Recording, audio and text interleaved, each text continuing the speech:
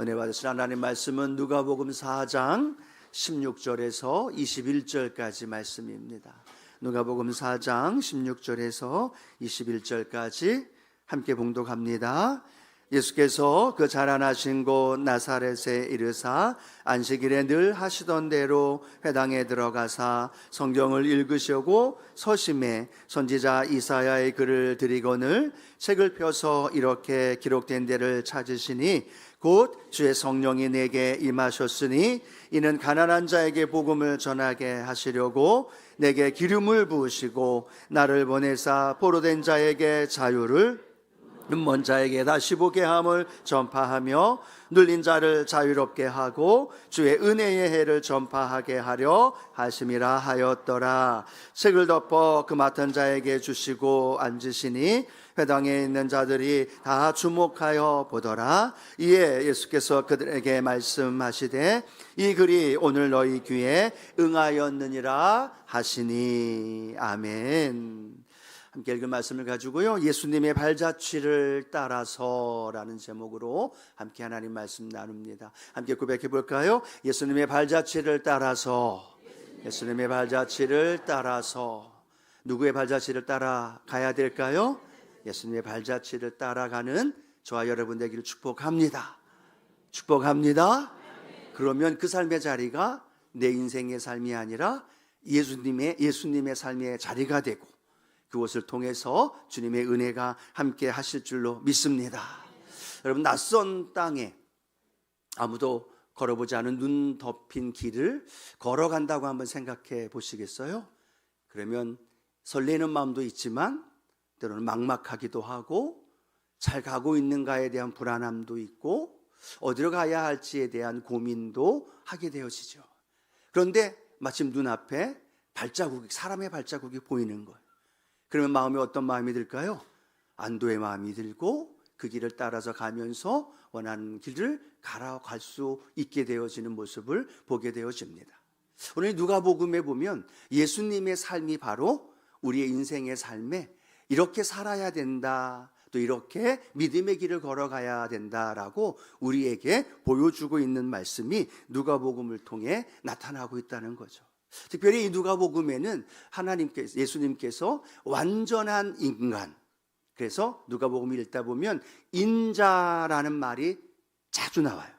인자, 완전한 사람으로 오셔서 어떻게 사셨는가를 보여줍니다. 그리고 그 삶을 통해서 십자가의 구원의 은혜를 우리에게 베풀어 주셨고, 또 그 십자가를 통해 저와 여러분이 하나님의 자녀가 되었고, 그 은혜가 하나님의 뜻 안에서 예수님을 통해 성취되어진 모습이 누가복음을 통해 우리에게 보여지고 있다는 거예요.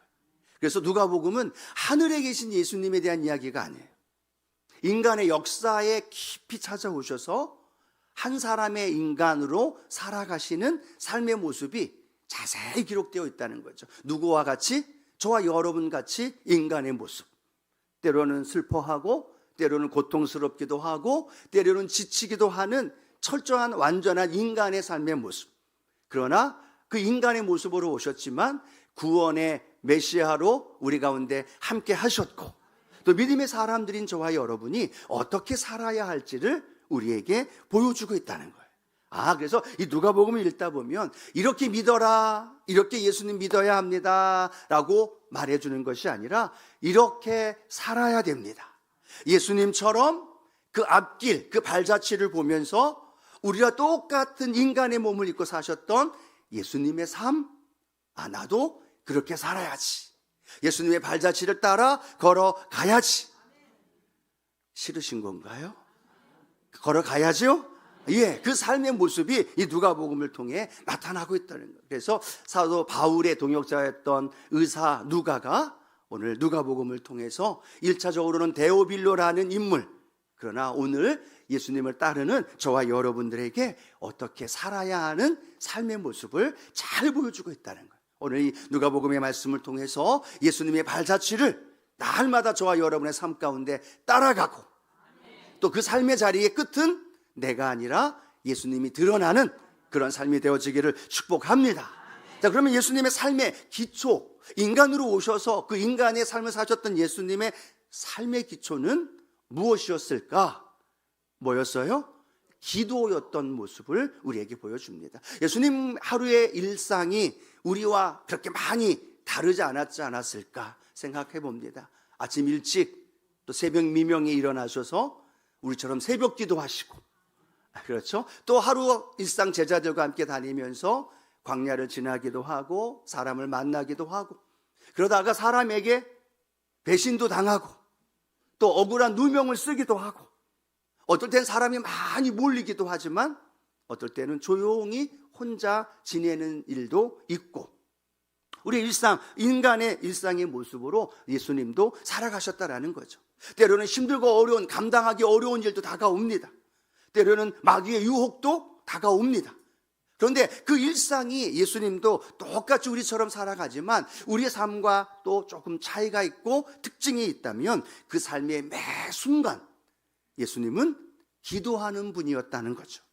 하나님 앞에 기도함으로 하나님과 연결되어졌고, 기도함으로 오늘 하루를 능력으로 살아갈 수 있었고, 기도함으로 어떤 사람들을 만났을 때 또 어떤 환경에 처했을 때 이겨나가기도 하고, 또 그들의 문제를 해결해 주시기도 하고, 또 절망의 순간에도 문제의 순간에도 넉넉히 이기시는 예수님의 삶의 모습. 예수님은 우리가 똑같이 인간으로 하루하루 일상을 사셨지만 그 중심은 날마다 기도에 있었구나.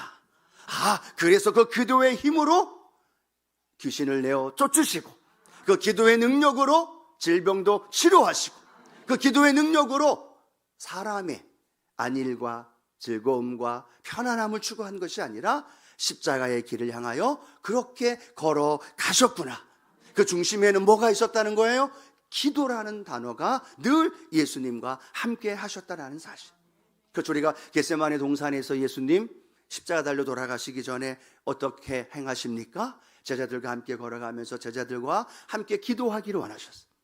제자들도 함께 기도해달라고 요청하시고, 예수님 간절히 기도하실 때 땀방울이 핏방울이 되도록, 그 십자가의 고난이 너무나 힘겹고 어렵기 때문에 인간으로서 그걸 감당하려면 채찍을 39대로 또 벌거벗겨야 되고 사람들 앞에 침뱉음을 당해야 되는 그 수치와 조롱을 완전한 인간으로 감당하기는 너무나 어려웠던 거죠.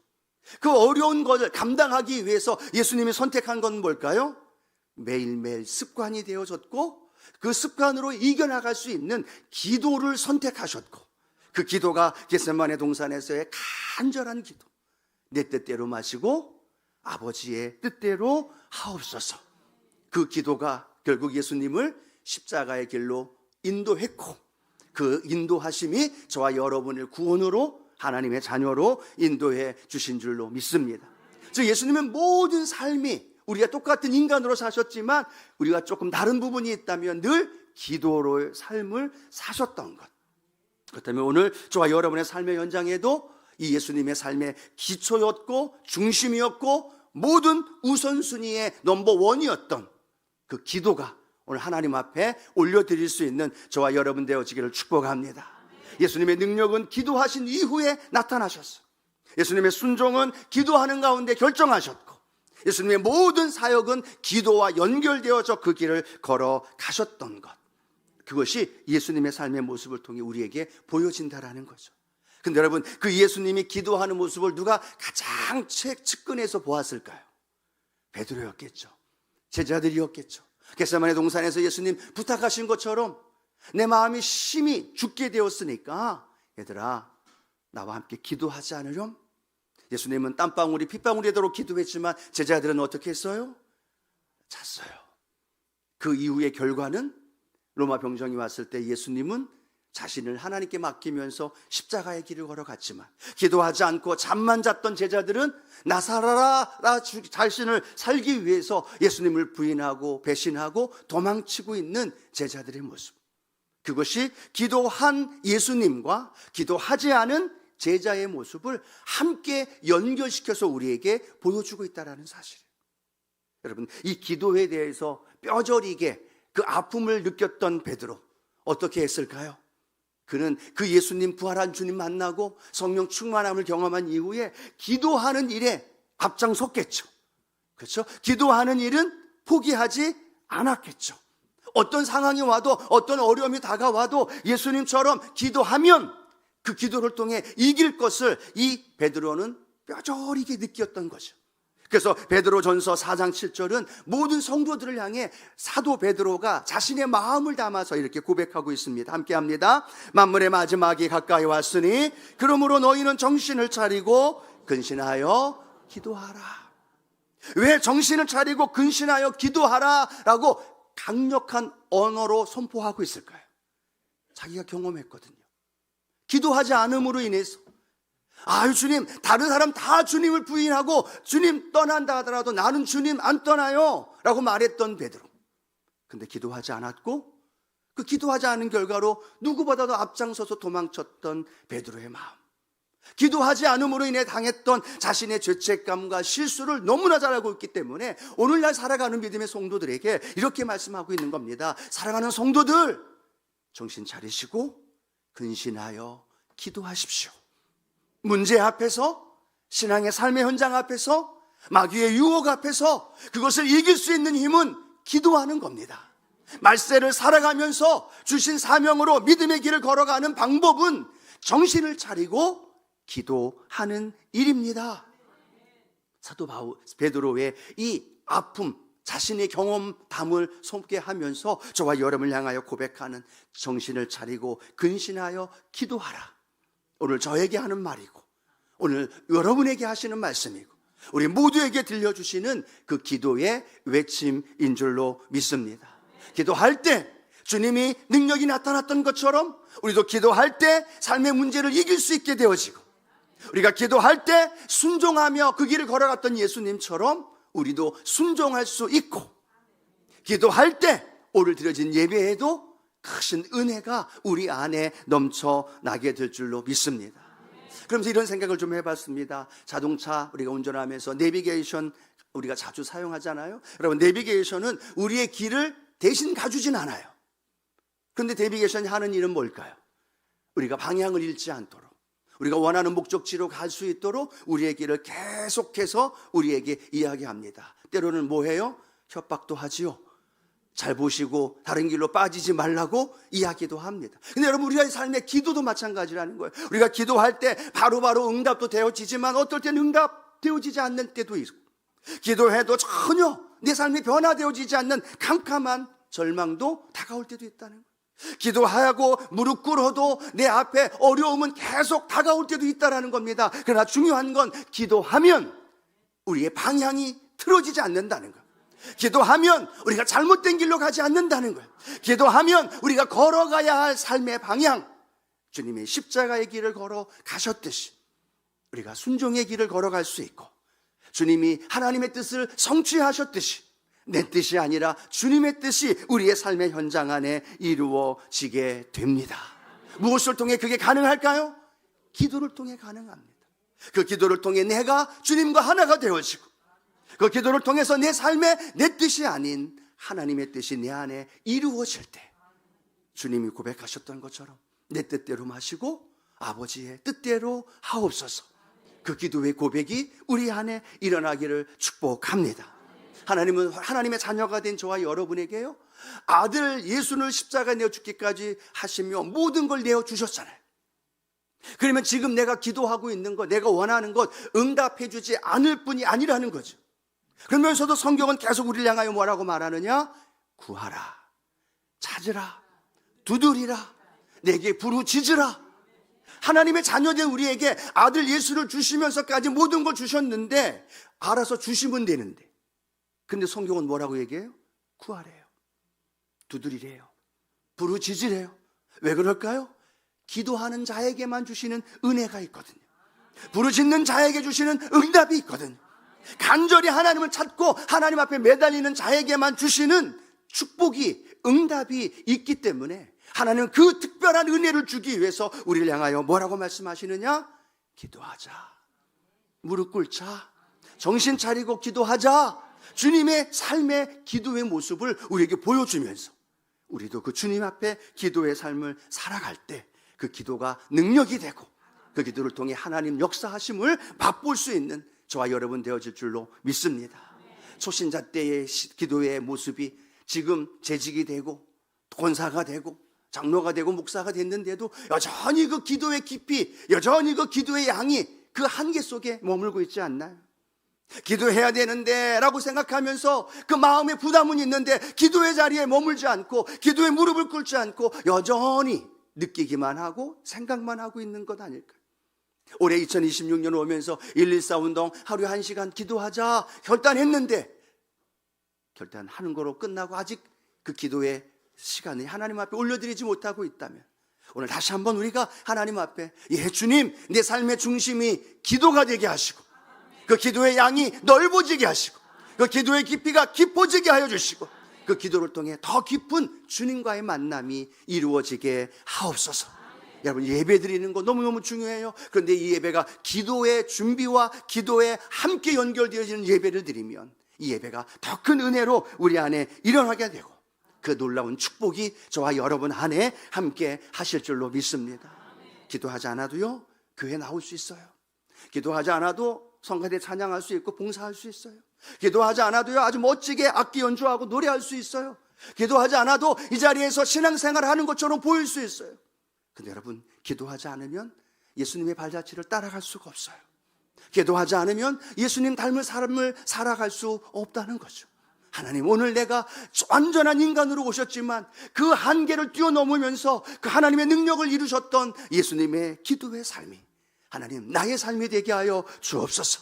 기도의 대장이 되게 하시고 기도의 무릎이 날마다 주님께 더 꿇게 하여 주시고 기도로 하나님과 영적인 만남이 더 깊어질 수 있는 우리가 되게 하여 주시옵소서. 그런 믿음의 고백이 저와 여러분 안에 함께하기를 축복합니다. 또 하나 우리가 생각해 볼 것은 예수님의 삶의 가장 중요한 기초가 기도였다면 그 예수님의 삶의 능력은 성령의 능력으로 함께 하셨다라는 거예요. 저주한 인간으로 오셨기 때문에 예수님은요, 중풍병자를 치료할 수 있는 능력이 없어요. 완전한 인간이시기 때문에 바람과 바다를 잠잠케 할 수 있는 능력도 없고 완전한 인간으로 오셨기 때문에 삶의 문제 앞에서 포기하고 염려하며 주저앉을 수밖에 없는 완전한 인간이셨다라는 겁니다. 근데 성경을 읽으면 어떤 일이 벌어져요? 그 예수님이 안진뱅이를 일으키고 성경을 읽다 보면 바람과 바다도 예수님 말씀 한마디에 잠잠게 되어지고 예수님 나사로야 나오너라 라는 말씀 통해 죽은 지 나흘 된 나사로가 살아나더라는 거예요. 저와 여러분과 똑같은 완전한 인간이셨는데 그 기적과 능력이 나타날 수 있었던 이유가 뭘까? 성경은 이렇게 말씀합니다. 누가복음 4장 18절 19절 함께 합니다. 주의 성령이 내게 임하셨으니 이는 가난한 자에게 복음을 전하게 하시려고 내게 기름을 부으시고 나를 보내사 포로된 자에게 자유를, 눈먼 자에게 다시 보게 함을 전파하며 눌린 자를 자유롭게 하고 주의 은혜의 해를 전파하게 하려 하심이라 하였더라. 아멘. 주의 성령이 예수님께 임하셨을 때 그 성령의 능력으로 어떤 일을 행하실까요? 눈먼 자를 보게 하고 압제당하는 자를 자유케 하고 포로된 자에게 자유함을 선포하면서 질병 든 자를 치료하시고 귀신에게 눌린 자를 자유케 하시는 역사가 일어났다는 거죠. 그 비결이 성경은 뭐라고 말씀하고 있어요? 주의 성령이 임하셨으니 주의 성령의 능력으로 사역하셨고 주의 성령의 능력으로 마귀의 유혹을 이기셨고 주의 성령의 능력으로 기뻐하시면서 그 모든 일들을 이루어 가셨던 예수님의 모습, 그 예수님이 오늘 우리를 향하여 뭐라고 말씀하실까요? 사랑하는 딸아, 사랑하는 아들아, 인간이었던 예수님께 성령의 능력으로 임하였을 때 그것이 가능했듯이 오늘도 우리에게 성령의 능력이 임하기를 원하신다는, 성령의 능력이 우리 안에도 역사되기를 원하고 계시다는, 그 역사가 1차적으로 성경에 보니까 제자들에게 그 일이 일어납니다. 누가복음 24장 49절 함께 읽어봅니다. 볼지어다 내가 내 아버지께서 약속하신 것을 너희에게 보내리니 너희는 위로부터 능력으로 입혀질 때까지 이 성에 머물라 하시니라. 아멘. 이렇게 말하죠. 위로부터 능력으로 입혀질 때까지, 즉 예수님에게 임했던 성령, 그 성령이 제자들에게 임하게 되어진다는 거예요. 그 약속의 말씀을 붙들고 오늘 누가가 기록한 두 번째 성경이죠. 사도행전에 보면 제자들에게 주의 성령의 능력이 임하게 됩니다.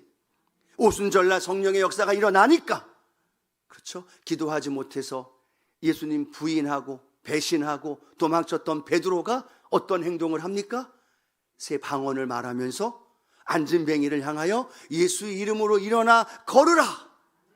여러분 생각해 보십시오. 베드로는 여태까지 계속 예수님이 안진뱅이를 일으키는 걸 보고만 왔어요. 예수님이 귀신을 쫓아내는 걸 보기만 했어요. 옆에서 보면서 와, 우리 예수님 최고, 하나님의 아들 역시 라고 이야기했던, 감탄사를 연발했던 베드로예요. 근데 그가 예수님이 말씀하셨던 주의 성령의 능력을 받으니까 그가 안진뱅이를 향하여 명령하는 거죠. 예수 이름으로 일어나 걸으라. 그래서 성경은 뭐라고 말씀합니까? 발에 발목에 힘을 얻고 일어나 걷고 뛰며 하나님을 찬양하더라. 누가 한 일이에요? 예수님이 하신 일이 아니에요. 베드로가 한 일이라는. 베드로가 한 일이 아니라 성령께서 베드로를 통해 그 일을 이루시니까 안진뱅이가 일어나고 귀신이 쫓겨나고 그 삶의 자리에 놀라운 예수님이 하셨던 일들이 베드로를 통해 일어나더라는 거예요. 평신도였던 빌립이 그가 사마리아 성에 가서 예수를 전하면서 그곳에 동일하게 귀신이 쫓겨나고 치료함이 일어나고 질병이 치료하면서 온 성에 기쁨이 가득한 일이 일어나더라는 거예요. 제자, 사도 베드로만이 아니라 평신도인 빌립도, 스데반도, 수많은 믿음의 사람들도 그의 연약한 한계를 뛰어넘어 성령의 능력이 임할 때 그 놀라운 능력이 나타난 줄로 믿습니다. 오늘 주님이 간절히 우리에게 향하여 뭐라고 말씀하실까요? 사랑하는 딸아, 사랑하는 아들아, 너희에게 내게 임했던 주의 성령의 능력이 임하기를 원한다. 그 성령을 간절히 사모하고 그 성령을 의존하고 의지하고 그 성령을 내 삶을 맡기면 주의 성령의 능력이 오늘도 동일하게 저와 여러분의 삶의 현장 안에 일어나게 됩니다. 그 성령의 능력이 오늘도 저와 여러분 삶 가운데 나타날 것을 꿈꾸며 바라보는 모든 성도님들 되기를 축복합니다. 신앙생활하고 있는 사람들 두 종류로 구분할 수 있어요. 한 종류는 예수님을 믿으면서도 여전히 내 힘으로 살아가려고 하는 사람. 교회 나와서 예배는 드립니다. 찬양은 합니다. 또 봉사도 합니다. 그런데 여전히 내 힘으로 살아가려고 해요. 그러니까 안 되니까 짜증내고 불평하고 시험 들고 실족하고 낙심합니다. 또 한 부류의 사람은 어떤 사람일까요? 예수 믿고 나니까 놀라운 진리를 발견하죠. 내 힘으로 할 수 있는 것이 하나도 없고 성령의 능력이 나와 함께 하셔야 되는구나. 그 성령님을 의지하는 거예요. 문제 앞에서 아들, 골머리 썩이는 자녀들, 무난한 내 미래의 노후의 삶, 이런 여러 가지 일들을 성령님께 맡기면서 성령에 의지하면서 성령의 힘으로 살아가니까 그 얼굴이 어떻게 돼요? 환해지는 거예요. 기쁨이 넘치고 감사가 넘치고 내 힘으로는 할 수는 없습니다. 그러나 성령의 능력으로 합니다. 밤길을 걸어가도 어떤 길을 걸어가도 내 안에 기쁨이 넘쳐납니다. 왜요? 성령이 내 안에 함께 하시니까. 그 성령의 능력이 오늘도 우리 가운데 부어주시는 거예요. 여러분, 성령 충만은요, 불러 3시간 4시간 기도하는 게 아니라 내 삶에 성령님께 전폭적으로 내 삶을 의존하는 거예요. 맡기는 거예요. 아침에 일어나서 성령님께 내 삶을 맡기는 거, 사업장을 맡기고 내 아들 딸을 맡기고 내 인생을 맡기는 거예요. 매 순간순간 계속 맡길 때 나와 성령님이 하나 되어지는 그 순간에 놀라운 능력과 기적이 일어나는 거예요. 그 은혜를 맛보시길 축복합니다. 경험하시길 축복합니다. 재직이 중요한 게 아니라 직분이 중요한 게 아니라는 거죠. 그 성령님을 얼마나 내가 의존하느냐. 예를 들어 이렇죠. 어린아이가 냉장고 문을 열려고 합니다. 냉장고 문을 열려고 할 때 그 압력 때문에 냉장고 문이 잘 열려요, 안 열려요? 어린아이에게는 힘듭니다. 전 분명히 봤어요. 엄마가 냉장고 문을 열고 그 안에서 맛있는 음식으로 자기를 먹이는 걸 봐서 그 안에 뭐가 있는지 열어보려고 아무리 해도 그 압력 때문에 열리지가 않은 거예요. 결국 이 아이는 울음을 터뜨립니다. 그 모습을 보고 엄마가 와서 한 번 더 열어보라고 얘기하죠. 안 된다고 계속 얘기하면서 말하죠. 엄마가 한 번 더 해보라고. 아이가 냉장고 문을 열려고 할 때 그 아이의 손에 엄마의 손이 함께 올라가는 거예요. 그리고 아이에게 이렇게 합니다. 열어봐.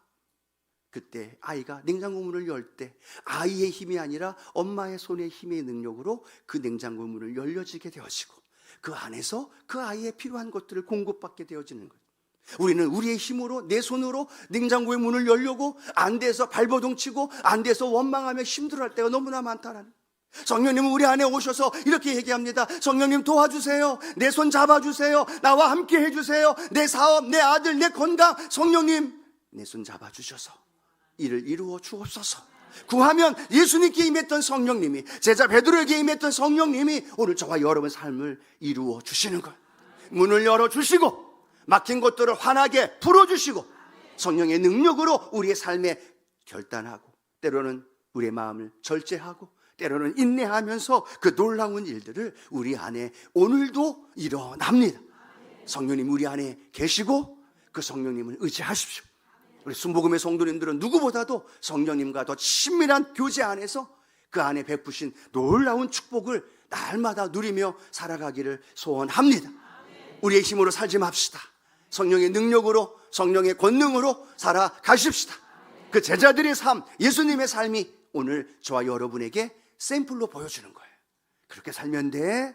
예, 주님, 알겠습니다. 그렇게 성령님 의존하며 의지하며 살겠습니다. 그런 삶으로 살아가는 저와 여러분 되기를 축복합니다. 또 마지막 세 번째, 예수님의 삶의 관심은 늘 잃어버린 영혼에게 있었다는 거예요.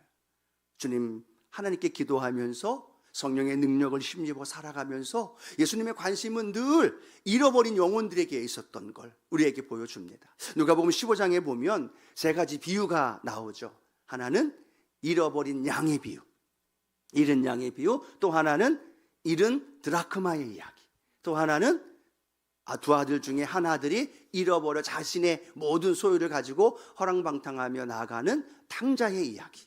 세 가지 비유가 나와요. 근데 이 세 가지 비유의 주된 포커스, 주된 내용은 뭘까요?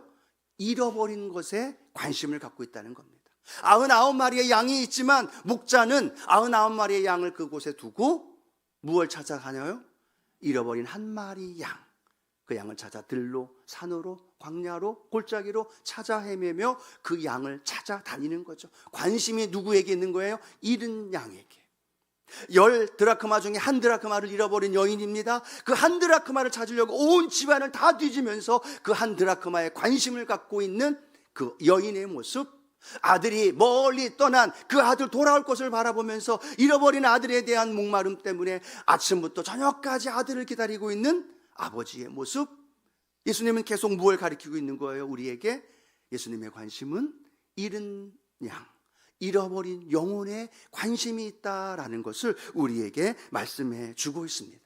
삭개오를 찾아가셔서 삭개오를 만나주시고 그 집에 함께 유하셨던 예수님이 이렇게 말씀하시죠. 누가복음 19장 10절, 예수님이 오신 목적을 우리에게 설명합니다. 함께 합니다. 인자가 온 것은 잃어버린 자를 찾아 구원하려 함이니라. 아멘. 왜 오셨다고요, 예수님? 잃어버린 자를 찾아 구원하려. 성령의 능력으로 수많은 귀신과 질병을 치료하면서 으쓱대고 왕이 되어지고 존귀히 인정받으려고 한 것이 아니라는 거예요. 그 모든 능력 가지고 잃어버린 한 영혼, 과부를 찾아가셨고 레위를 찾아갔고 또 수많은 아픔과 고통 속에 있는 사람을 찾아가셔서 그를 구원하고 인도해 주신 예수님의 관심. 오늘 우리 저와 여러분은 예수님을 믿는 하나님의 자녀입니다. 그럼 우리의 관심은 어디에 있을까요? 예수님 제자, 예수님의 삶을 살아가는, 닮아가는 우리의 모습. 예수님은 잃어버린 영혼에 관심이 있는데 우리는 여전히 내 배만 채우고 내 목적, 내 탐욕, 내가 원하는 것, 그것이 이루어지기를 관심을 갖고 살아가고 있지는 않는지. 예, 맞습니다. 우리 믿음의 사람들도 부자 돼야 됩니다. 이분에게서 아멘 하신 분들에게 예수 믿는 사람들도 부자 돼야 돼요. 사업에 대박 나야 되고 또 하는 사업이 하나님 풍성한 축복 받아야 되고 건강해야 되죠. 가정도 행복해야 됩니다. 그런데 세상 사람들은 거기가 끝이에요.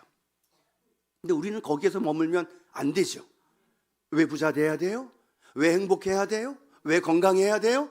예수님의 관심인 잃어버린 영혼, 그 영혼을 주님께로 인도하기 위해서. 우리가 똑같이 세상 사람처럼 나만 잘 먹고 내가 건강하고 행복한 것, 내 외식하고 내 가족들 잘 나가는 거, 거기에 멈추면 세상 사람들과 똑같다는 거죠. 그런데 우리는 예수님을 따르는 사람들의 삶은 거기에서 한 걸음 더 나아가 예수님, 내 물질로 잃어버린 영혼 구원하겠습니다. 내 건강으로, 내게 주신 행복으로, 내게 주신 재능으로 잃어버린 영혼 수많은 사람들에게 그 사랑을 전해주고 나누어주고 함께 하겠습니다. 그것이 저와 여러분의 삶에 관심이 되어져야 하고 목적이 되어져야 할 줄로 믿습니다. 아멘이시죠? 어디에 관심을 둬야 돼요? 그 잃은 모든 것들. 그런 이야기를 들어본 적이 있습니다. 어떤 사람이 죽은 뒤에 주님을 만나는데 주님이 그에게 물었다고 하죠. 뭐 하다가 왔니? 뭘 뭐 하다 와요, 주님? 열심히 돈 벌고 공부하고 자식 키우고 열심히 건강한 가운데 예배드리고 그렇게 삶을 살다가 왔습니다 라고 말하는 거예요. 예수님 그에게 말하는 거예요. 아니, 그건 내가 너에게 준 선물이야. 그건 내가 너에게 준 재능이고 은혜고 선물이야. 내가 너에게 묻는 건 내가 너에게 준 그 선물 가지고 너는 무엇을 하다가 왔니? 내가 구했던 거, 내가 삶을 누렸던 많은 물질, 건강, 달란트, 은혜, 그건 내가 너에게 준 선물이야. 하나님 자녀로 주신 선물. 내가 너에게 묻는 건 그 선물 가지고 너 뭐 하다 왔니? 즐기다 왔니? 가족들끼리만, 너 배만, 너 만족 추구하며 살다 왔니? 아니면 나의 관심이었던 잃어버린 영혼, 그들 관심 갖고 그들과 함께하며 살았니? 그걸 물으셨다는 이야기인 거죠. 오늘 우리의 삶의 자리에 주님 오셔서 우리 향해 물으신다면 내가 너에게 준 선물 그걸로 뭐하고 지내고 있니? 뭐하고 살고 있니? 라고 물으실 때 오늘 우리도 우리의 삶에 주님 닮아가면서 주님의 관심이었던 잃어버린 영혼, 그 영혼에 내게 관심을 갖고 전화 신방도 해주고 찾아가서 밥도 사주고 먼저 연락도 해주고 넘어져 있고 쓰러져 있는 사람들 내가 손잡아주고 함께하며 살았습니다 라고 주님 앞에 담대히 고백할 수 있는 우리 성도님들 되어지기를 축복합니다. 오늘 우리가 10명의 선교팀이 르완다로 떠납니다. 저와 함께 전도사님 1명, 또 우리 권사님들 청년들 10명이 떠나요. 어제 마지막 떠나기 전에 우리 집사님 한 분 가정 아드님 치킨집에 가서 우리가 치킨하고 피자하고 떡볶이도 먹고 함께 나눴어요. 그래서 제가 그분들에게 뭐라고 얘기했냐면 많이 드십시오. 9박 10일 동안 르완다 가는 그동안 치킨도 못 먹을 수도 있고 피자도 못 먹을 수도 있고 맛있는 거 못 먹을 수도 있으니까 많이 드십시오라고 얘기를 했어요. 먹을 것도 풍성하지 않고 잠자리도 불편하고 힘들고 저도 지금 오늘 비행기 타고 갈 게 꿈만 같아요. 18시간 비행기를 타고 어떻게 가야 되나 부담도 돼요. 또 저보다 나이가 많으신 권사님도 계시니까 어떻게 기도로 함께 해야 되나라고 생각하고 있는 거죠. 근데 중요한 건 뭘까요? 그 편안하고 안락한 삶 다 내려놓고 왜 우리가 10명이 함께 르완다를 떠날까요? 우리 교회 그냥 지지고 볶고 우리 안에서 행복하게 잔치 벌리고 함께 나누면 그 예산으로 하면 되는데 우리 교회가 그 예산 들여가면서 왜 르완다까지 가서 그 일을 하게 될까요? 이유는 하나예요. 예수님의 관심이 잃어버린 영혼에게 관심이 있기 때문에. 르완다 땅에 있는 잃어버린 영혼, 그들에게 우리가 가서 뭐라고 얘기할까요? 예수님이 당신에게 관심이 있습니다. 예수님이 당신에게 관심, 사랑, 그 영혼 구원하는 일에 관심이 있어서 우리가 대표로 왔습니다. 그들 손 잡아줄 거고요, 샘물 파줄 거고요, 그들에게 함께 기뻐하면서 웃어줄 거예요. 그들이 그런 아픔과 어려움이 있기에 오늘 우리 교회가 함께 가서 그 일을 행하는 일들, 뒤에서 기도로 함께 해주시는 여러분, 또 대표로 가서 함께하는 분들, 우리 모두가 하나 되어서 영혼 관심, 그것이 우리의 삶의 목적이 되고 주된 관심의 초점이 되어지는 우리 모두가 되어지길 축복합니다.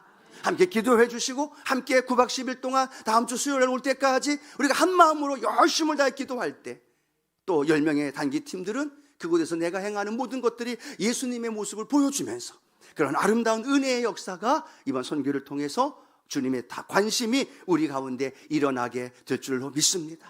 그런 은혜를 우리가 꿈꾸는 거죠. 그런 놀라운 축복이 오늘 저와 우리 성도님의 삶 가운데 함께 하시기를 주님의 이름으로 축원합니다. 말씀을 맺기를 원해요. 예수님의 삶의 기초는 늘 기도였어요. 그 기도는 어떤 모습, 형식, 결과를 의미하는 것이 아니라 하나님과 함께 기도함으로 하나가 되어지는 그 자리. 그곳에 성령의 능력이 함께했고 그 삶이 영혼에 관심을 가지고 사셨던 예수님, 우리에게 샘플을 보여주신 거예요. 우리가 그 길을 걸어갈 수 있도록 길을 열어주셨어요. 함께 걸어가면서 성령의 능력으로 이루어가는 우리 모든 성도들 되기를 축복합니다.